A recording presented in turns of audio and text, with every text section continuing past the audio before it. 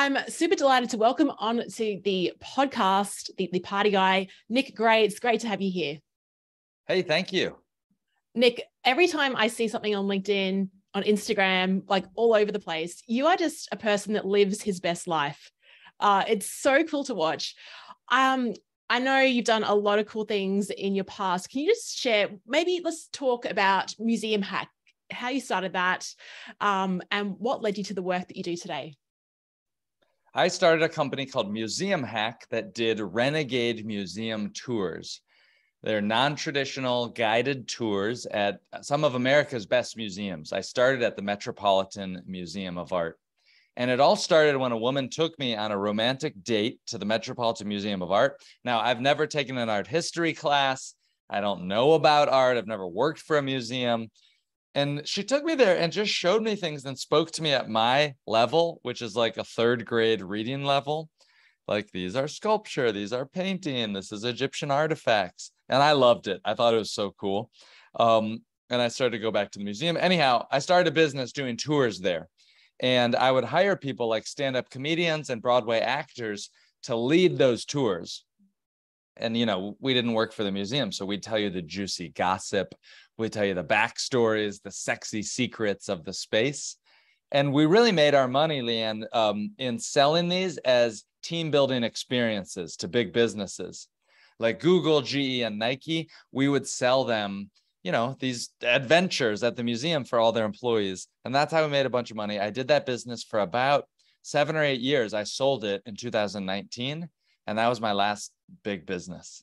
And it's just everything that you do, Nick, it just seems like you just want to maximize what's going on in the world. I'm just curious, is that a big driver for you? I mean, on your 40th birthday, you hired a whole water park. This book is actually really about, I love this quote here, in the time it takes to watch a movie, you can improve your relationships with a room full of people. That's super cool. It's like maximizing the time that we have, I don't know, on this planet. Like, what do you think about that? Is that your motivation? I think it's just I have a short attention span, Leanne. I'm just like, I just want to have the best. I do something. Do you ever do this? I go to movies and I leave early all the time. If I'm bored, I'll just leave. I can't watch movies. And that, yeah, it's hard. It's hard to watch movies, right? But I'll go to movies. If I don't like it, I leave. I don't have a problem doing that. I don't know. I don't know the answer to it. I'm just trying to create some great experiences and have fun with my friends. Yeah, cool. One thing I want to point out, I don't know if it was on your About page and I had to click the video. You were an extra on American Pie too. And there's an interview you did with Eugene Levy, which I think is absolutely hilarious. Can you talk listeners through that? Oh my God. When I was in high school, so we are talking, I was a wee young lad, maybe 16, 17 years old. I downloaded a bootleg copy of this movie that wasn't released yet. And I thought it was going to be a great movie. It resonated with me at the time. It was called American Pie. I'm a little embarrassed to think, you know, it really resonated with me. I thought it was an amazing movie at the time. And I made this movie and I was so lucky. I made this website for the movie, celebrating it and hyping it up. And I got to be friends with some of the cast and crew and the writer and director. And they invited me out for the sequel to do an interview with the team and the cast. And I got to talk to Eugene Levy, which was a real treat. So what year are we talking? This is like HTML is just like, we're talking really early on. This is 99, probably 1999. Yeah, HTML had been out for years and years, but it was, you know, not a lot of people were making websites in 1999. Yeah. I was talking to Dr. Christian Bush, who I believe you know, about his book, The Serendipity Mindset. And I think everything that you do, Nick, is you do all these cool things and as a result, you attract incredible opportunities like this example of American Pie. Now, you're here because I was scrolling on Twitter, posting up my daily Wordle, and somehow I found your book. And I downloaded it immediately. The front cover just is super cool. The illustrations, it just comes alive. And I was just going to read it out of curiosity, but you set a challenge in that first chapter and it's to host your cocktail party. Now, I love a good challenge, so I did it. But first of all, let's talk about a bit about the premise of the book, who it's for, why you wrote it, and then we'll dive into dissecting the cocktail party that I ran on Wednesday night this week. All right, so Nick, tell us a bit about your book. Okay, my book is called The 2-Hour Cocktail Party, and it's for people who think they don't even need the book, for people who don't host right now, for people who have never hosted or think that maybe they're not a host. And my goal is to teach them that there's an easy way, a secret formula that I've found on how you can host a successful gathering. If you're curious about what the formula is, just think about my name, Nick, N-I-C-K. N stands for name tags. I stands for icebreakers. C stands for cocktails only, no dinner. And K stands for kick them out at the end. It's only 2 hours, which I have questions for Leanne, how long yours went and I guess we'll talk about that. Yeah, we can talk about that. We'll move around to different topics.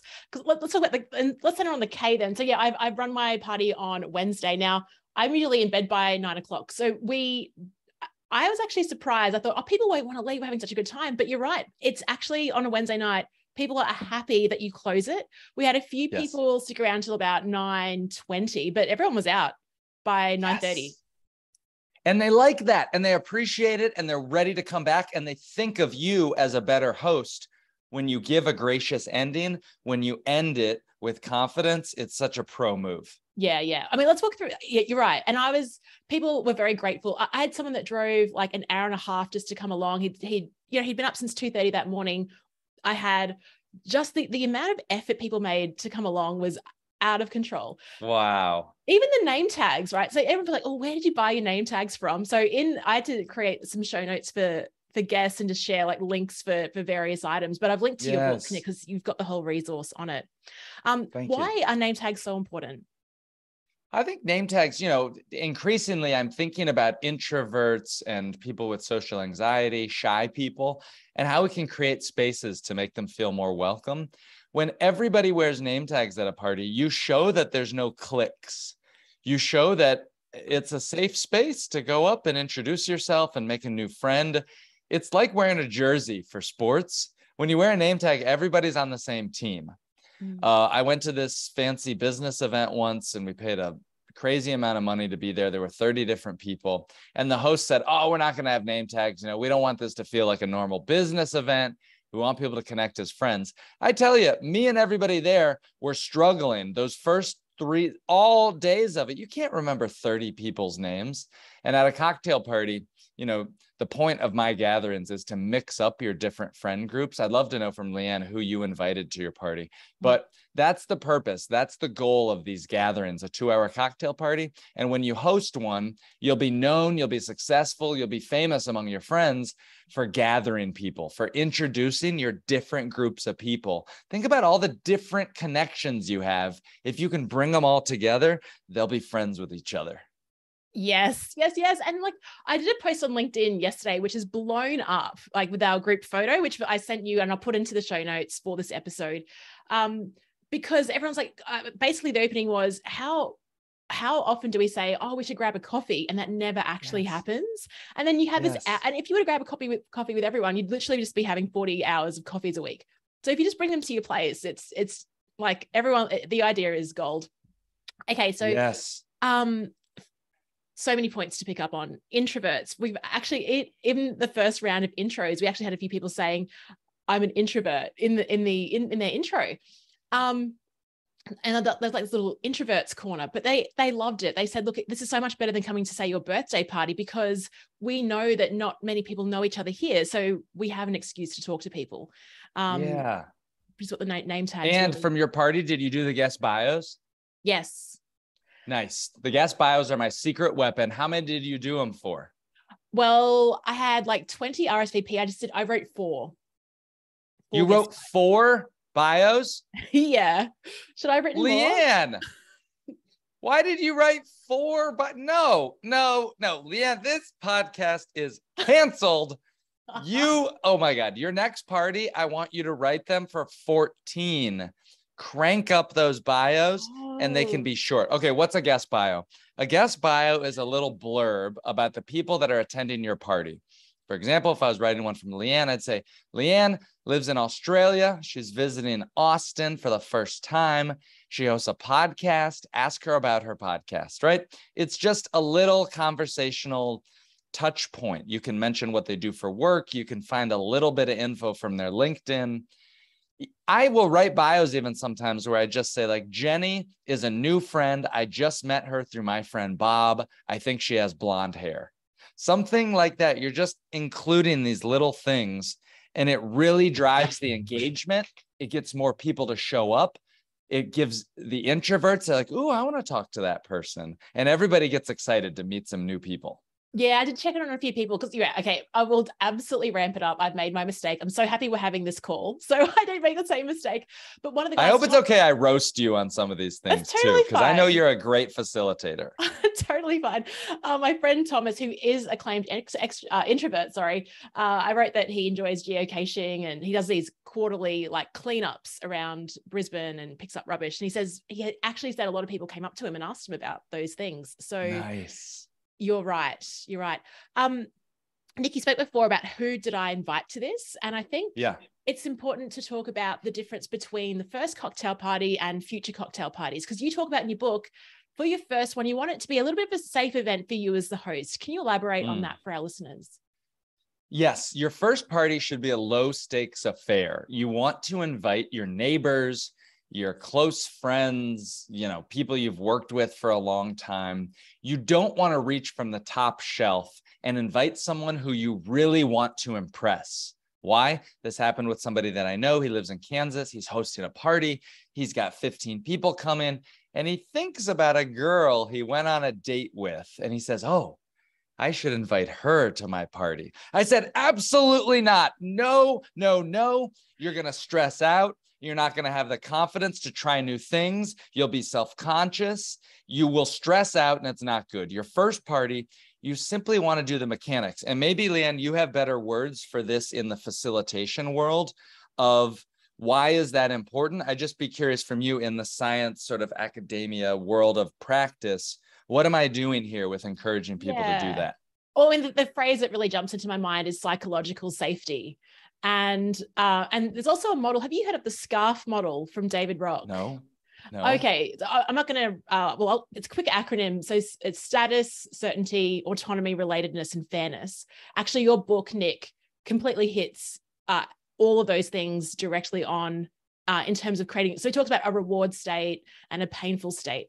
So status, what you were talking about before, is if you're inviting someone that is top shelf to your first party, that creates a feeling of unease within yourself. And you feel like, oh, I'm going to really have to ramp this up. But the whole premise of your book, Nick, is to make it as effortless and easy for you to run yourself.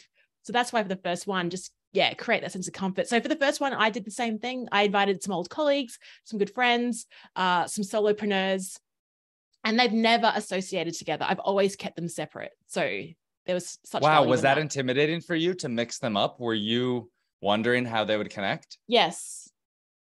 And how did it go? Was it okay? Yeah, it was fine. Yeah, it was good. Yeah. So because we had such a big group though, what you recommend is 3 rounds of icebreakers. The first one took a decent amount of time. So we only did 2 rounds, but that was fine. Okay. I'm breaking another rule. Okay. I have more questions for you about so you had how many people? 20 people? Yes. Okay. And how long did it take to do the icebreaker? The first round, we just did name and what do you do for work or what your hobby is. And that was about 10 minutes. And I thought, oh gosh, the second one will be longer. And it was about 15 minutes, the second one. Okay. And for your second one, what'd you ask them? The media what was question. The icebreaker? Yeah. Okay, good. Great. Good. Yeah. I tell you what was so interesting about the first and the second icebreaker. The first round was people were sort of talking and it just went around. The second one, someone would mention something and then there was banter. Like everyone was responding to it and sharing stories. So it was like one awesome group conversation.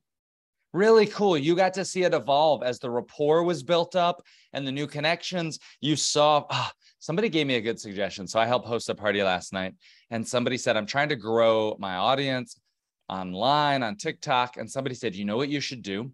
You should set up a little GoPro to record a party with people's permission, record an entire party, and then you voice over and comment. And I'm just thinking how cool it'd be from your party. Notice the body language during the first icebreaker, notice the audio levels, and now look at the second one.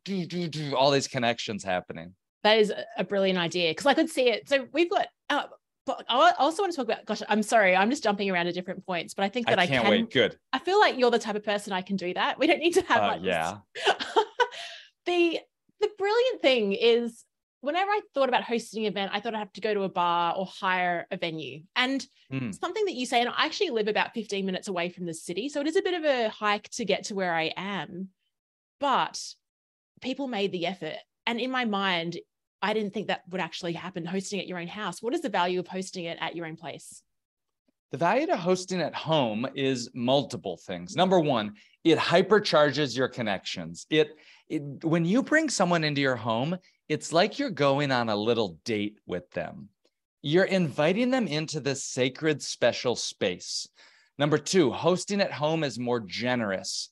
When you host at a restaurant or at a bar, everybody, I'm assuming that you're not going to have an open tab. Maybe if your financial situation allows that, but for most of me and my friends, that's not a reality.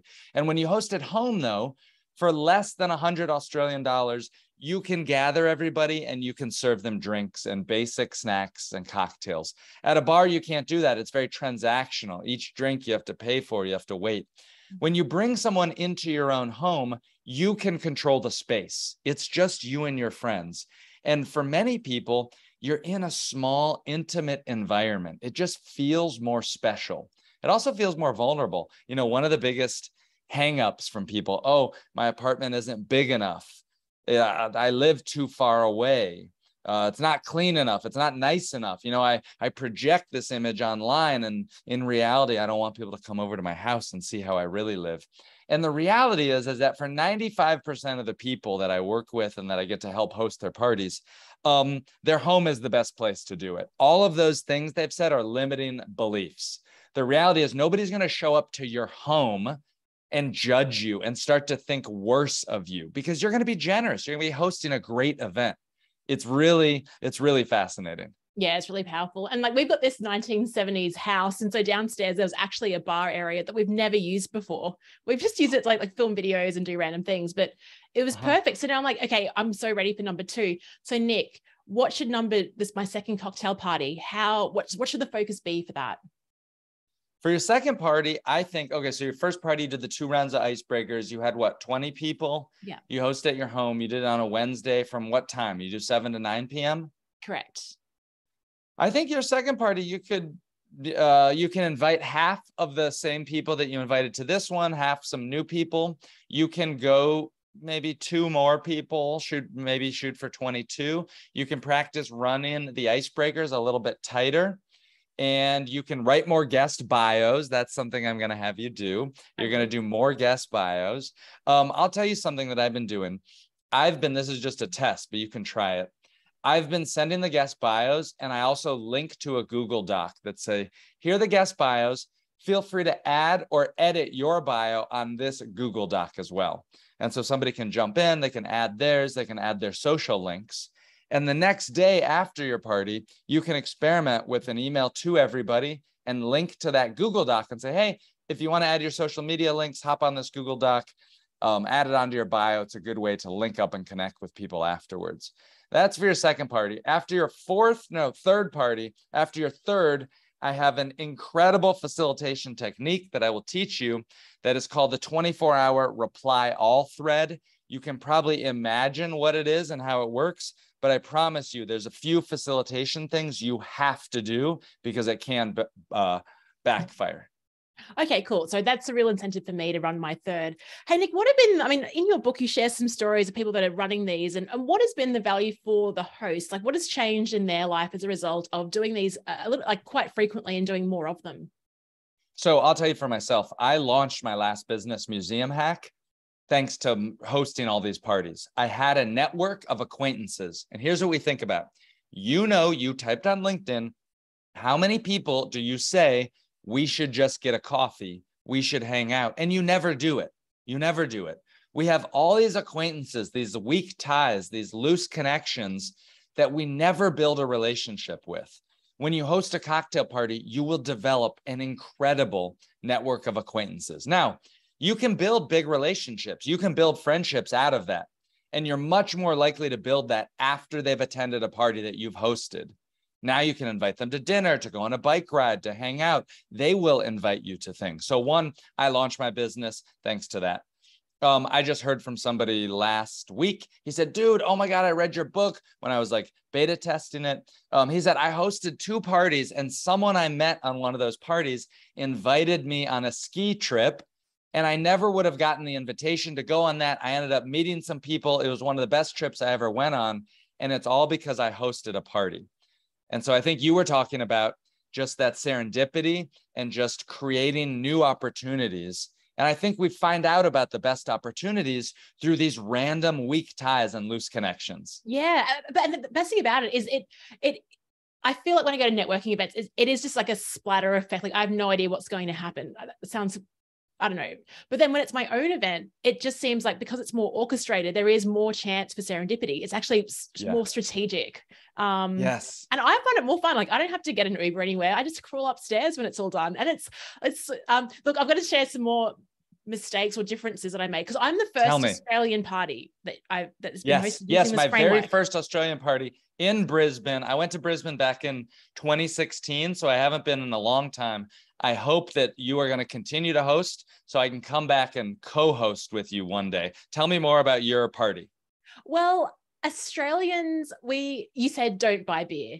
And it's like Australians and beer are pretty synonymous. Yes. So I did. Yes. And we've got, and I don't know if it's a big craze in America, but 0% beer is actually taking off. Huh. Wow, cool. Yeah. So I actually didn't buy 0% beer for this party, but I will for the next one because there were quite a few drivers. But I had mid-strength. We had like a regular beer. I made some Aperol Spritz. I know you say you don't do that, but it's pre-mixed and it's easier than me having to pour vodka. I did actually pay for a grazing platter, and that was a waste of money. I should not have done that. Oh my gosh. Talk about that, because you read my book. You said, well, he said not to do this, but I'm going to do it. That's okay. That's all right. Well, I guess the reason there's a small business, I just wanted to support them. They make some really attractive grazing platters, and I've always wanted an excuse to just support them. So I did that, but I'm like, I won't do that again. I think I will absolutely take what you write in your book in terms of what to supply. So which snacks or drinks were the most popular? I had cans of sparkling water with lime, and they were super popular. The Aperol Spritz was great. White wine was, no one drank the red wine. Yes. So, and the beer, of course. Fascinating, because it's winter time there now, right? Yeah, but winter's about, I mean, I can't even convert to it was pretty cold. But no one drank I would have thought wine. that the red wine would have been more popular. Is that a cultural thing? No, red wine's usually popular. Yeah. Yeah, I don't know. Was there anything else that surprised you from the party? Was there anything that, as you look back or reflected on it? Well, I mean, you say not to. It's so funny. I'm a bit of a rebel. You're like, don't worry about a Spotify playlist, but I made a Spotify playlist. It was basically my Peloton playlist, just repurposed. But you can't even hear the music. Like, there was no. Oh well, people arrived early, so people were coming through the door. There were about 5 people there at 6:50 p.m. They showed up 10 minutes early. I would be so stressed out if people. Oh, okay. How was that? How'd that make you feel? I was cool with it. So, okay. And I have an Apple Watch. So I put all the timings of icebreaker. So it said 7:10 p.m., like activate it, 7:35, activate. So I had that. That was helpful. Great. But 7:10 was perfect timing because we had a call beforehand. And you're like, Leanne, run the first icebreaker. Because I don't think I would have if you hadn't prompted me to do that. Because everyone was sort of talking anyway. So you think, why will I interrupt it? Yes. It worked. Did you notice? Why the first? I thought you said you only did 2 icebreakers. Did you actually do 3? So you did the first one real fast with the first 5? Yeah, but no, because at 7:10, I had about 15 people there. Got it. Okay, good. Yeah. All right, fine. Yeah. I have a question. Yeah. Did you notice one thing that I'm always looking for at my events is not the velocity, but I'm looking to see that people are moving around the room. I like seeing movement. And if I look around the room and I look back 5 minutes later or 10 minutes and everybody's in the same spots, I get a little worried. My spidey sense starts to tingle a little bit. And I like to do these icebreakers to break up the conversations because here's what I've learned. The very best ones will reform. They will find each other after the icebreaker and continue their conversation. The other ones will use that as a break to go meet somebody new. Mm. Yeah. And that, I think, is the value of having that third one thrown in, because you're right. There was a bit of movement, but there wasn't like people jumping over the other side of the room, but that would happen after an icebreaker. So you're right. And there was a bit of a shuffle. And because I had about 4 people from my old company, there was a bit of a, they had a group, but then it was evolving and moving around. Yeah. That's fine. Did you do any of it's really an advanced move, but I bet you probably did it, where you'd be like, oh my gosh, Darlene, you have to come and meet John, and pull her and be like, you have to come meet her. You guys both do this, and have them talk. Or be like, Darren, hold on a second. You have to come meet Sherry, and like move them. Did you do that some? I didn't find the need to, but what I did sometimes when I was like, because it was actually really quite a small space. I had a whole outdoor area, but we didn't use it. We didn't need to. But when I was looking around, I could see maybe a conversation wasn't like moving. So sort of jump in, intervene, and that would either give someone a chance to move or bring someone else in. So it was more organic versus me being quite orchestrated, but I probably would have done that. Good. Yeah. If it needed it. Yeah. Yeah. That sounds fun. I think as you start to host more, you will start to curate your guest list more. Last night, I was a part of a group that was for people that are active on Twitter or trying to grow our following on Twitter.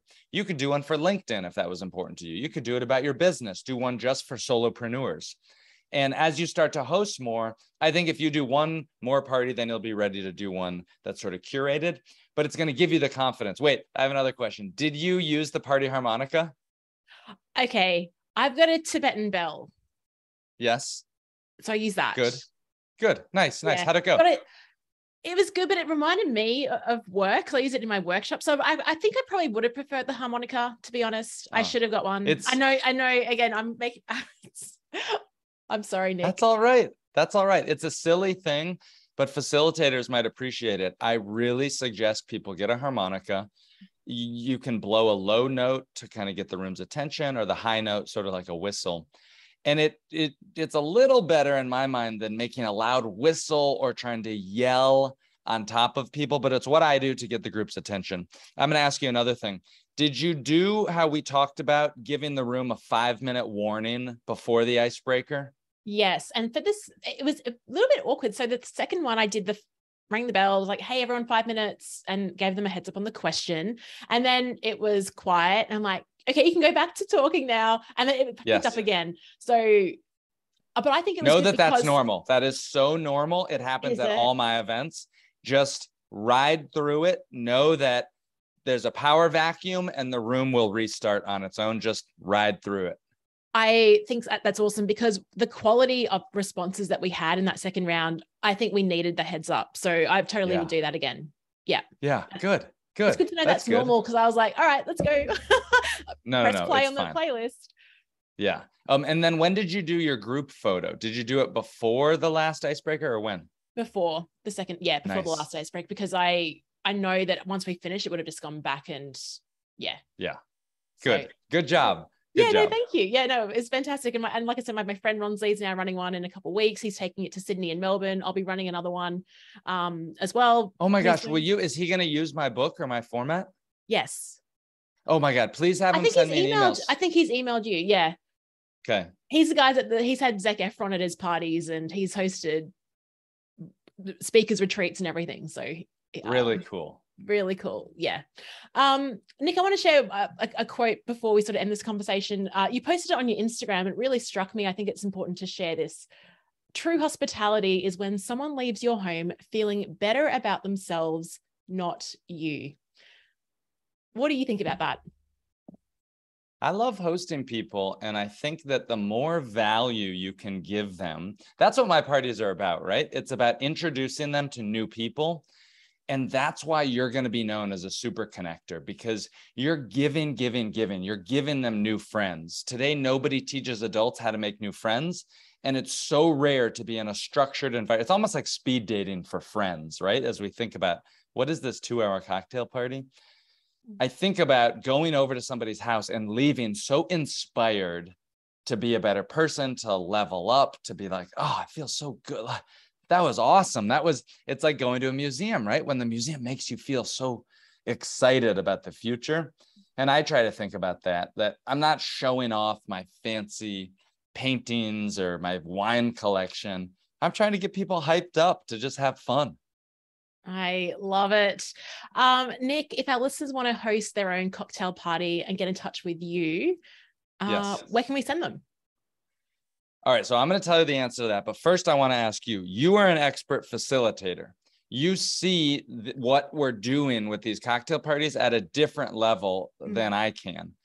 Is there anything interesting that would be helpful for you to explain to your listeners? Because you did the scarf method. You talked a little bit about that. Yeah. Or something that you want to experiment, for example, because now you've done mine, but I'm curious to know what new things are you going to add to it to mix up the formula, right? Because all I'm telling you is the easy stuff. Leanne, don't buy a snacking plate. Nobody's going to eat the snacking food, or I'm just going to tell you this silly little things, but you can see the more advanced social dynamic. So I'm just curious if you have any ideas that you want to try for future parties. There are so many, but can I address one thing that I don't think that actually surprised me, to be honest, because I have facilitated so many events, like hundreds. I don't mind being in front of a group of people and running an event, but this is different. I actually you feel quite vulnerable. And I think the best thing about because you're actually picking these people, it's as opposed to a company filling seats. And the core group, like actually having the bravery to actually send those first few text messages out is actually, I think it's quite brave to do that. So I want listeners who are listening, who run workshops much like myself, just to recognize that because I told people at my party, look, I was a bit scared hosting this. And like, what, Leanne? No, never. I'm like, yeah, I was. And I'm so grateful that you're here. So I want to address that. I think 2 hours, what I was thinking in the back of my mind is, it's too fast.